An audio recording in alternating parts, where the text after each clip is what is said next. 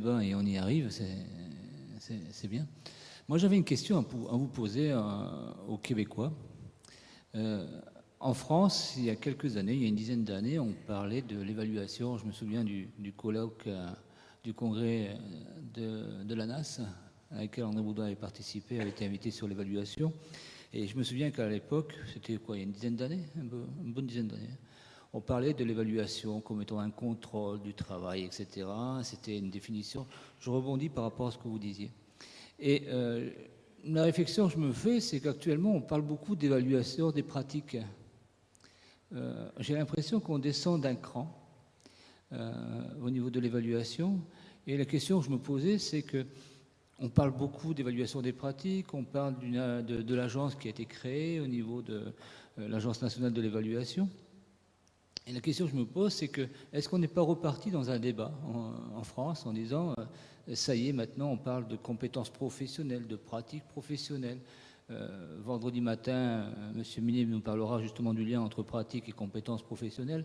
Est-ce qu'on n'est pas parti justement sur une remise en cause du profil du travailleur social ou de l'acteur professionnel en disant, eh bien maintenant on va regarder vos pratiques, on va regarder un peu ce que vous faites au niveau du bien-être de la personne. Une réflexion que je me suis fait quand je me suis dit quand je vous ai entendu parler de contrôle. Question, point de suspension. Qui peut tenter de me répondre?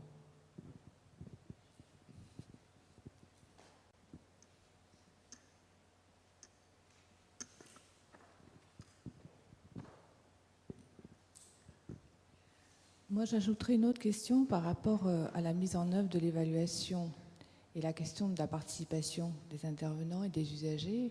Et en votre présence, Madame, je me demande, et ça devient plus présent à mon esprit en écoutant les questions, si en fait notre difficulté à lier à généraliser l'évaluation et à la construire en amont de nos pratiques, de nos actions, n'interroge pas qui définit les besoins, et est-ce que dans la question des besoins, on associe les destinataires et les bénéficiaires.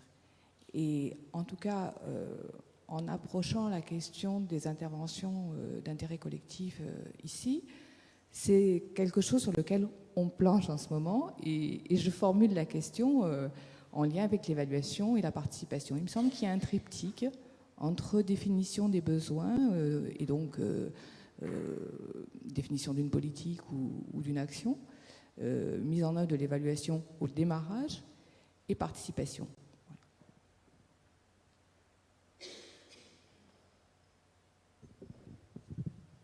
Qui peut tenter de donner une réponse? André? Non, je trouve que les 3 questions qui viennent d'être énoncées, on pourrait peut-être les conserver pour essayer de voir où on en est vendredi. Vendredi, une fois que le colloque va avancer, c'est peut-être une façon de retarder une réponse un peu compliquée, mais je pense pour faire... il y a une place au débat et c'est là qu'est l'intérêt. Par exemple, est-ce que je ne suis pas en mesure de répondre sur la perspective française quand on pose la question?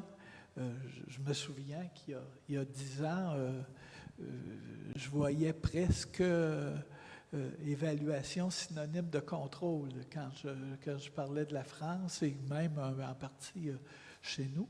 Mais j'ai lu rapidement, je ne me souviens pas, il y a eu un rapport de publié il y a 2005, je crois, sur l'évaluation en travail social et on associait toujours 3 questions, l'évaluation, contrôle et implantation ou action, disons, je ne me souviens pas du nom de l'autre. C'est 2 dames qui avaient publié en France un rapport sur une étude nationale sur l'évaluation en travail social. C'est une étude qui est sortie par la Direction générale de l'action sociale sur le travail social de proximité, les pratiques. Et ils avaient étudié cela à la fois au niveau européen, mais également voir ce qui se passait à Québec. Effectivement, c'est 2005. Voilà. Alors, Moi, je dirais, le danger de l'évaluation dans une perspective de contrôle, c'est que les organisations, les gens qui y travaillent, qui les gèrent, ne sont pas sont capables d'apporter une réponse qui soit celle que veut avoir le décideur. Donc, ça peut être une opération en apparence de contrôle, mais à effet zéro, à peu d'effet sur la performance et la qualité réelle. L'intérêt d'impliquer, de trouver des modalités fines qui permettent d'impliquer le personnel, c'est que là, les vraies choses se disent et peuvent donner lieu à des initiatives, à des efforts d'amélioration. Et c'est ça à quoi je crois. L'autre système, bien sûr, c'est le recours à la plainte formelle, légale, quand un système le prévoit. Et là, évidemment, quand on reçoit l'ensemble des plaintes, on est capable de tracer un portrait en disant, voilà quels sont les principaux déficits de fonctionnement pour lesquels des améliorations sont absolument nécessaires. Oui, j'ai un commentaire en 2 points. Je crois que l'approche de l'évaluation, c'est majeur pour contrer les résistances.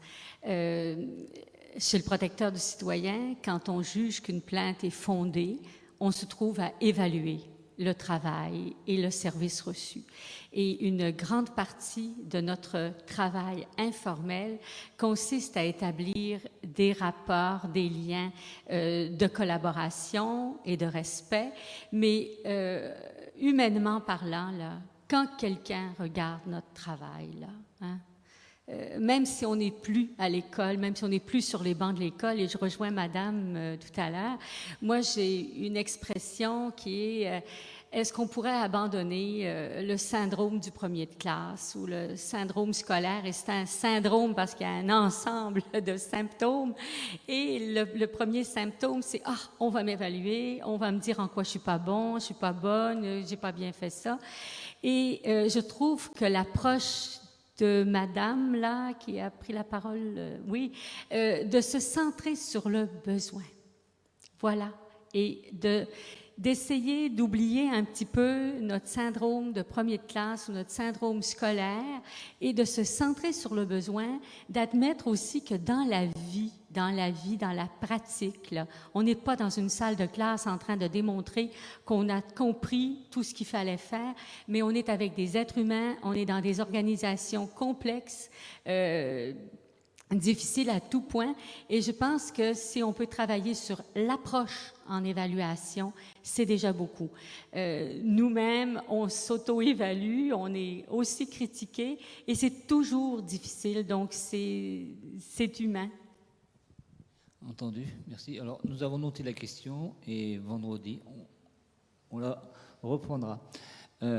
Dernier point, monsieur, et puis ensuite je vous invite à aller déjeuner et on reprendra les débats à 14h. Monsieur Larivière, tout à l'heure, de parler d'approche méthodologique.